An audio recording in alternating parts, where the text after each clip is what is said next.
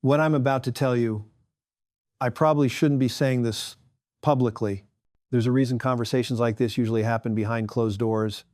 There's a reason they happen in quiet rooms with no cameras, no headlines, no social media clips.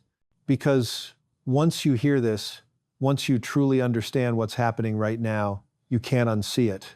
And I've been in this business for over 40 years, and I've never been more concerned than I am right now. Not in 1987, not during the dot-com crash, not even in 2008, when the entire financial system was days away from collapse. What's happening today is quieter, slower, more subtle, and that's what makes it more dangerous. The wealthy are quietly moving their money, and most people have no idea why. They're not panicking, they're not screaming, they're not selling everything in a frenzy. They're repositioning methodically, patiently, almost invisibly. And the middle class, the people who work hard, save diligently, do what they're told, they're being left behind again. Let me tell you something most people don't understand. Financial crises don't announce themselves. They don't come with sirens and flashing lights. They arrive disguised as normal, as temporary, as nothing to worry about. I've seen this pattern before, and it never ends well. Right now, inflation is eating away at savings, but people are told it's cooling. Interest rates are higher than most families can handle, but they're told it's necessary. Debt levels are exploding, but the message is, this is just how the system works. But when I sit in rooms with billionaires, here's what they talk about. They're not asking, will things go back to normal? They're asking, how do we protect ourselves when they don't? That alone should tell you everything. Because history is clear on one thing. When systems come under pressure, they don't protect everyone equally. They protect capital first, power second, and people like you last. What I'm about to share could change your financial future, but only if you're willing to listen without denial. Because most people make this critical mistake. They assume tomorrow will look like yesterday. They assume their job will still be there. Their savings will still be worth something. Their retirement plan will still work. Their government will step in if things go wrong. I remember back in 2007, sitting across from seasoned professionals, smart people who truly believed housing could never fall nationwide. They had charts, models, decades of proof, and then everything broke. What's different today is that the warning signs are more spread out, more complex, more global. Supply chains, demographics, technology, debt, geopolitics, all pulling in different directions at once. And the media won't tell you this, but stability is becoming an illusion. People ask me all the time, Larry, are we headed for a crash? That's the wrong question. The real question is, who pays the price when the system adjusts? Because it always does.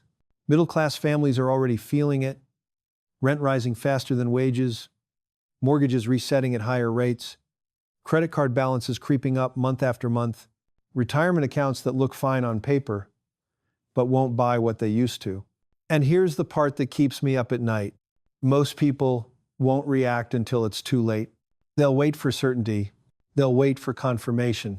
They'll wait until the headlines say, now it's serious. By then, the opportunity to protect yourself is gone. Here's what the wealthy do that the middle class doesn't. They move before the crisis is obvious. They don't wait for permission. They don't wait for reassurance. They don't wait for the government or the media to tell them what's safe. They prepare quietly, and I know this might sound uncomfortable, but it needs to be said. The system is not designed to make you wealthy. It's designed to keep you functional, employed, spending, borrowing, hoping. If you remember nothing else from this video, remember this. Your biggest financial risk right now is not the market going down. It's staying exactly where you are while the world changes around you. I've watched entire generations do everything right and still fall behind, not because they were lazy, not because they were reckless, but because they trusted a system that was quietly shifting under their feet. And something has shifted again. You can feel it, can't you? That low-level anxiety, That sense that things cost more but feel worth less. That feeling that no matter how hard you work, the finish line keeps moving. That's not in your head. That's the signal. Now, before I go any further, let me say this clearly. I'm not here to scare you for entertainment. I'm here because staying silent would be worse. If this conversation resonates with you, if you feel deep down that something isn't adding up, stay with me. And if you want to hear what others refuse to say out loud, make sure you're connected to this channel. Conversations like this don't happen often, and they matter. Because in a moment, I'm going to explain why I'm saying this now, why I've chosen this moment to speak directly to you, and what I've seen firsthand that tells me the middle class is approaching a crossroads. And once you understand that, the way you see money, risk, and your future will never be the same. I don't talk about myself often. I've always believed the work should speak louder than the person behind it. But for this conversation, context matters. Because what I'm about to say next only carries weight if you understand where it's coming from. I've been in this business for over 40 years, and I've seen more cycles than most people will experience in a lifetime. I started my career in the 1,970 seconds when inflation was out of control and confidence in institutions was collapsing. Back then, interest rates weren't just high, they were crushing. Families were desperate, governments were scrambling, and the financial system was learning painful lessons in real time. Those early years shaped me. I watched how small shifts in policy could ripple through entire economies. I saw how quickly safe assumptions could become dangerous.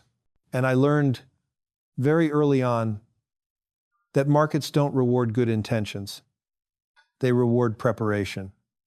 And that, years later, I helped build BlackRock into what it is today, managing over $10 trillion on behalf of pension funds, governments, institutions, and everyday investors all over the world. That number, 10 trillion, it's almost impossible to visualize. It represents the retirement savings of teachers, firefighters, nurses, factory workers, office employees, people who don't have access to hedge fund managers or private deals, but who trust that their money will still matter tomorrow. Because of that scale, I sit in rooms most people will never see. I meet with heads of state during moments of crisis, with central bank governors before policy shifts are announced, with CEOs and billionaires who are trying to read the future before it arrives. And let me tell you something most people don't understand. These people are not smarter than you. They don't have secret superpowers. What they do have is early information and the discipline to act on it. I remember back in 2008, just before everything unraveled, publicly the message was calm, controlled, contained. Privately, it was panic. Banks didn't trust each other. Liquidity was evaporating. Entire institutions were hours away from failing. And the average person had no idea how close we were to a full system collapse. That experience never leaves you, because once you've seen how fragile the system really is, you stop taking stability for granted. So why am I talking now? Why say this publicly? Why not keep this conversation limited to boardrooms and private calls? Because what I'm seeing today feels familiar, but also different. In the past, crises were usually triggered by one dominant force: a bubble, a policy mistake, a shock. Today, we're dealing with multiple pressures at once. Debt levels that only work if nothing goes wrong. Demographic shifts that strain pensions and healthcare systems. Technological disruption that's reshaping jobs faster than people can adapt. Geopolitical tensions that make global cooperation harder, not easier. Individually, each of these is manageable. Together, they create something fragile. And here's the part that concerns me the most. Confidence is eroding quietly, not crashing, not collapsing, just thinning. People don't trust institutions the way they used to. They don't trust money the way they used to. They don't trust that working hard guarantees security anymore. And when trust fades, systems behave differently. Markets become more reactive. Governments become more interventionist. People become more polarized and fearful. I've watched this dynamic play out across continents. In Europe, where aging populations are colliding with unsustainable social promises. In emerging markets, where growth hides deep structural weaknesses. In the United States, where inequality and debt are growing side by side. And through it all, the middle class absorbs the shock, not because they deserve to, but because they're exposed. Too much of their wealth is tied to wages. Too much of their future depends on systems they don't control. Too little flexibility when things change. When I talk to young professionals, I hear the same question over and over. Why does it feel like no matter how hard I work, I'm falling behind?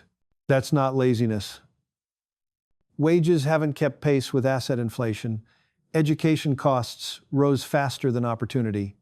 Housing became an investment vehicle before it was a place to live. And people were told, just keep going, it'll work out. But systems don't correct themselves automatically. They correct through pressure. That's why I'm choosing to speak directly to you. Not as a CEO, not as a headline, but as someone who has watched cycles repeat with new names and new excuses. I'm not predicting the end of the world. I'm not saying tomorrow everything collapses. What I'm saying is this: the rules are changing again. And the people who recognize that early always do better than those who don't. The tragedy is that most people don't lack intelligence or discipline. They lack timing. They're always one cycle late. They buy safety when it's expensive. They chase growth when it's already crowded. They trust narratives instead of incentives. I don't want that for you. Because once the shift becomes obvious, once everyone agrees something is wrong, the advantage disappears. In the next part, I'm going to explain what's actually happening right now beneath the headlines. Not theories. Not opinions. The force is already in motion. The trends most people aren't connecting yet. And why the middle class is more exposed than they realize. And when you see the full picture, you'll understand why staying passive right now is not neutral. It's a decision. What's happening right now didn't start this year, and it didn't start with one bad decision. It's been building quietly for more than a decade. And that's why so many people are confused. They feel pressure, but they can't point to a single cause. Prices are up. Savings feel weaker. Anxiety is higher. Yet the headlines say things are fine. Let me slow this down and explain it in simple terms. Because once you see it clearly, you can't unsee it. For years after the 2008 crisis, the world ran on cheap money, interest rates near zero, trillions injected into markets, debt made painless. That wasn't accidental, it was survival. The goal was to stabilize the system at any cost. And it worked. But it came with consequences that were delayed, not avoided. When money is cheap for a long time, it changes behavior. Governments borrow more. Companies take on more leverage. Investors chase higher risk just to get basic returns. And households? They stretch. Bigger mortgages, longer loans, more reliance on credit cards, less margin for error. For a while, it all looks manageable, even prosperous. Then inflation shows up. Not the kind you notice immediately, but the kind that quietly erodes purchasing power. Groceries inch up, rent jumps, insurance renewals sting, healthcare costs creep. At first, people adjust. Then interest rates rise. And this is where pressure begins to compound. Higher rates don't just affect investors, they hit everything. Mortgage payments reset higher, car loans become more expensive, small businesses struggle to refinance. Governments face larger debt servicing costs. Suddenly, choices get harder. Do you save or pay down debt? Do you invest or hold cash that's losing value? Do you move or stay trapped by a low-rate mortgage you can't replace? This is the squeeze the middle class feels. At the same time, asset prices, homes, stocks, private assets rose much faster than wages over the last decade. So people who already owned assets got richer. People who didn't fell behind. That gap compounds. I've seen this play out before.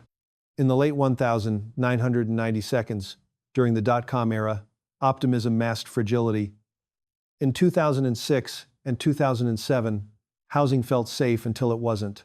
Today's version is more complex, but the pattern is familiar. Too much leverage, too much confidence and stability, too many assumptions that tomorrow will look like yesterday. And there's another force most people underestimate: demographics. Large portions of the population are aging out of the workforce. That means fewer workers supporting more retirees. Pension systems under strain, healthcare costs rising, productivity pressure everywhere. At the same time, younger generations are entering the workforce later, burdened by debt and priced out of assets earlier generations relied on. That's not a moral failure, it's a structural one. Layer on top of that global fragmentation. Supply chains that used to be optimized for efficiency are now being redesigned for security. That means higher costs, more redundancy, less margin. Geopolitical tensions add volatility. Energy markets react. Food prices swing. Currency values shift. None of this shows up neatly in a single chart, but it shows up in your life. When your paycheck doesn't stretch as far, when saving feels harder than it should, when long-term planning feels uncertain. And here's the part that most people don't want to hear. The system doesn't reset gently. It resets through pressure. Sometimes that pressure looks like a recession. Sometimes it looks like stagnant growth with high costs. Sometimes it looks like policy changes that favor stability over growth. But it always redistributes risk. And the middle class usually holds more of that risk than they realize. Why? Because their wealth is concentrated. One job, one home, one retirement account, one currency, little flexibility if something breaks. Meanwhile, institutions and wealthy individuals diversify across geographies, asset classes, and structures. They hedge, they insure, they adapt. This isn't about greed. It's about design. Most people were never taught how the system actually works. They were taught rules that worked in a different era. Save cash. Buy a house and hold it. Trust long-term averages. Retirement will take care of itself. Those ideas aren't wrong, but they're incomplete. And incomplete advice in a changing system is dangerous. I've spoken with families who did everything right, saved consistently, avoided reckless risk, and still feel like they're running in place. That's not coincidence. It's the math of a system under strain. Debt servicing costs are rising faster than incomes. Public balance sheets are stretched. Policy flexibility is narrowing. That doesn't mean collapse is inevitable, but it does mean complacency is costly. And here's a shocking fact most people don't know. Historically, periods like this don't reward passive behavior, they reward adaptation. People who reassess assumptions, who rebalance exposure, who focus on resilience, not just return. The biggest mistake I see right now is people anchoring to the past. They look at what worked for their parents. They assume markets will behave the same way. They assume governments have unlimited tools. But tools lose effectiveness over time. And confidence once lost is hard to rebuild. This is why I said earlier that staying where you are is not neutral. In a stable system, inaction is fine. In a shifting one, inaction is a choice to accept whatever outcome comes. In the next part, I'm going to talk about the hidden truth, what's actually being discussed behind closed doors, why public reassurance often masks private concern, and what those with access and influence are quietly doing differently right now. Because once you understand that, you'll realize the game most people think they're playing isn't the real one at all. Here's what they don't want you to know. And I say that carefully because it's not a conspiracy, it's human behavior. Public messaging is designed to stabilize. Private conversations are designed to prepare. Those two things are not the same. When I'm in private meetings, this is what we actually discuss.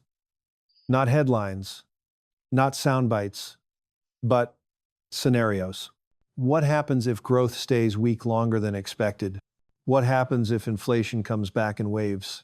What happens if political pressure forces bad economic decisions? No one asks, is everything going to be okay?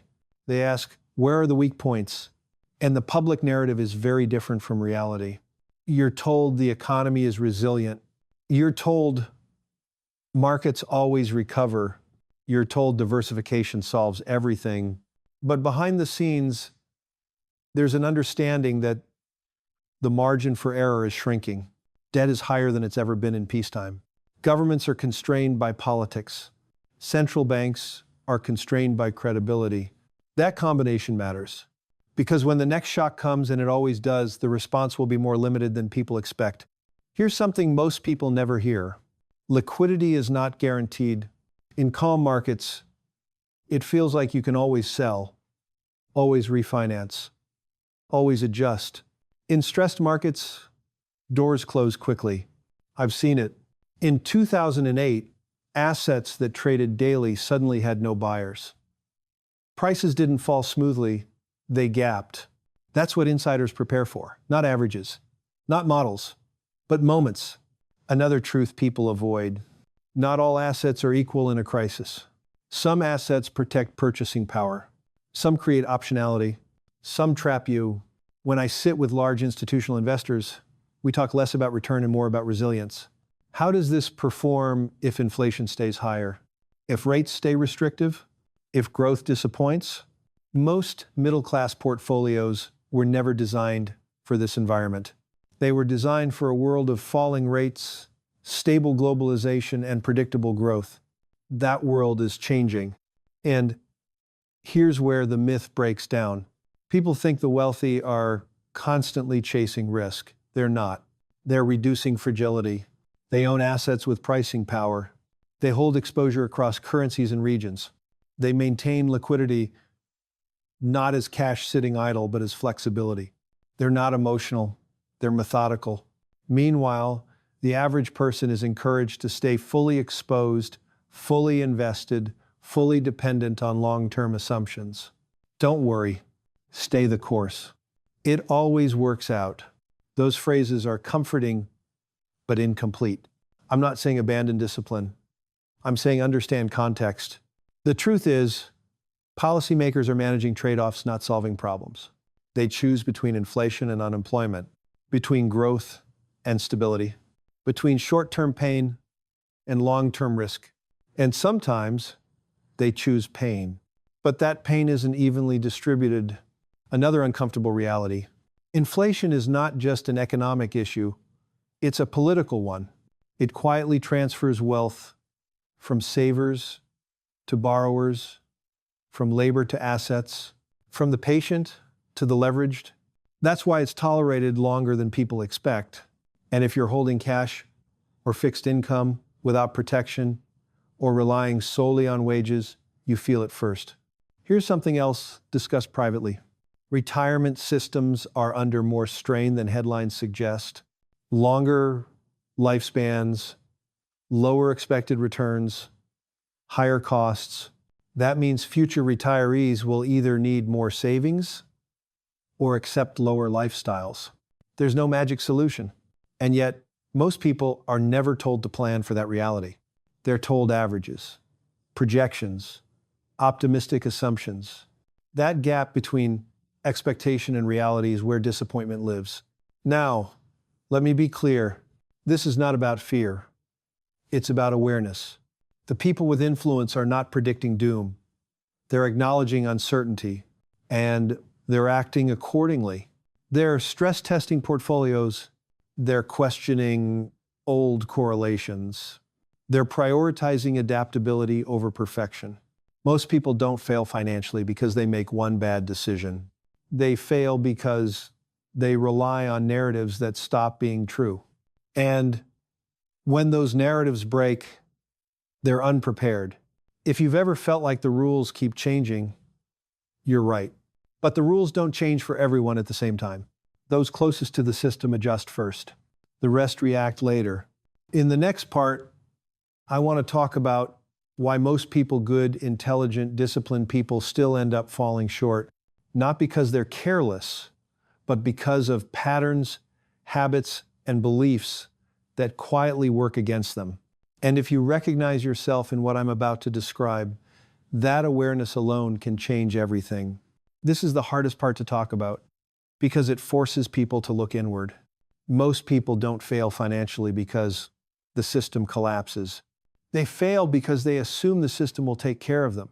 And I've seen this over and over again. Good people, smart people, hardworking people, people who show up every day, who do what they're told, who follow the rules, and still end up anxious, stretched, and behind. Here's the uncomfortable truth. The middle class doesn't stay middle class because of bad luck. It stays middle class because of behavior. Let me tell you something most people don't understand. The biggest financial enemy is not inflation. It's not market crashes. It's not even low wages. It's delay. Delay in learning. Delay in adapting. Delay in accepting that the world has changed. Most people make this critical mistake. They optimize their lives for comfort instead of resilience. They build a lifestyle that requires everything to keep working perfectly. One paycheck, one industry, one plan, no backup. That works until it doesn't. And when something breaks, they have no room to move. I've seen families who earn great incomes but live paycheck to paycheck. I've seen professionals who invested only when the headlines were positive. I've seen people avoid risk so completely that they guaranteed stagnation. Here's another truth people avoid. Fear feels responsible, but it's often expensive. People say, I'm being cautious. What they really mean is, I'm afraid of being wrong. So they stay in cash while inflation erodes it. They avoid investing because of past losses. They delay decisions, waiting for clarity that never comes. And the wealth gap keeps widening. Not because the rich are smarter, but because they act earlier. Psychology plays a bigger role in money than most people realize. Loss feels worse than gain feels good. Uncertainty feels dangerous, even when it's normal. Change feels risky, even when standing still is riskier. The middle class is taught to avoid mistakes at all costs. The wealthy are taught to survive mistakes. That difference matters. Another reason most people fail. They confuse income with wealth. A high salary feels like security until it disappears. A promotion feels like progress until expenses rise with it. A home feels like wealth until it becomes illiquid. Wealth is not what you earn. It's what you control. Control over time, control over choices, control over risk. Most people trade control for short-term comfort without realizing it. They upgrade lifestyles instead of balance sheets. They chase appearances instead of optionality. They focus on monthly payments instead of long-term exposure. And the system encourages this behavior because spending keeps the economy running, borrowing keeps growth alive. Complacency keeps pressure low, but the cost shows up later. I've seen this pattern before, and it never ends well. People wait for certainty before acting. They wait for the right time. They wait until everyone agrees. By then, prices have adjusted. Opportunities are gone. Risk has shifted onto them. Here's a simple truth. The middle class is always told what worked last time. The wealthy focus on what works next. That gap is where outcomes diverge. And let me say this plainly. If you keep doing what you're doing now, if you keep relying on the same assumptions, the same structures, the same comfort-based decisions, you will not magically end up in a different place. That's not pessimism. That's math. But here's the good news, and this matters. Awareness changes trajectories. The moment you stop assuming the system is designed to protect you, you start protecting yourself. The moment you stop optimizing for comfort, you start building resilience. The moment you stop copying the past, you start preparing for the future. And in the earlier parts, I showed you what's happening and why. In the next part, if you choose to continue this journey, I would begin laying out what to do differently. Not hype, not shortcuts, not fantasy. Principles that work across cycles. Mindsets that survive uncertainty. Strategies built for a world that changes. But before we go further, I need to say this clearly. Nothing I've shared is personal financial advice. This is education, perspective, experience. Your situation is unique, and decisions should be made thoughtfully and responsibly. If this conversation challenged you, if it made you uncomfortable in a useful way, Share it with someone who needs to hear it. And tell me in the comments what part hit closest to home. These discussions matter more than people realize. And if you want more conversations like this, real, honest, and grounded in decades of experience, to support this work by subscribing. It's one click, but it helps keep these messages alive. Because the real question isn't whether change is coming, it's whether you'll be ready when it does.